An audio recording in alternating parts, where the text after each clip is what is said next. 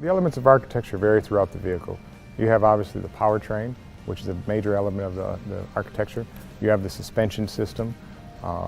You have even the HVAC system. One of the more intricate elements that we have right now is the electrical architecture. And so as we look to take on some of these new advanced systems like night vision, the large displays, the cluster, the heads-up display, some of the autonomy features, the advanced safety and technology, that old system wouldn't be able to do that. What we have going on in the new Grand Cherokee is the new Atlantis architecture. That Atlantis architecture is built up based on 3 PDCs. The current Grand Cherokee only has 1. Those are power distribution units that are placed strategically throughout the vehicle, 1 in the engine box, 1 in the mid compartment, and 1 in the rear of the vehicle. And what that does is basically act as a meshed network that allows the system to operate extremely fast and have seamless communication, so we can take advantage of some of these systems such as the Uconnect 5.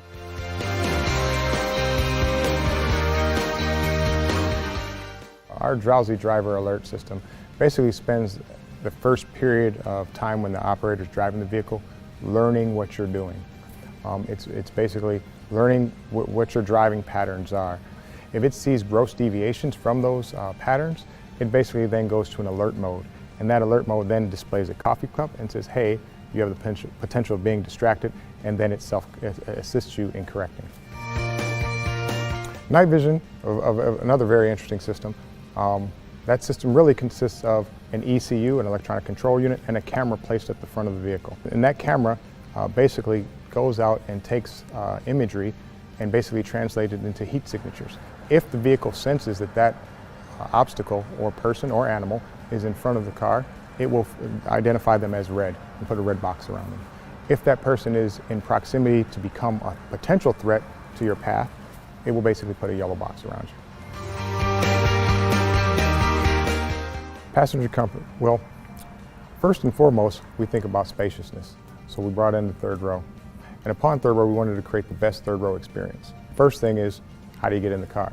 Ingress and egress. The tip and slide seat affords us the opportunity to leave the child seat in. In addition, we allow the second row seat to be slidable, so it can move forward and aft and provide maximum space so a person can get into the car.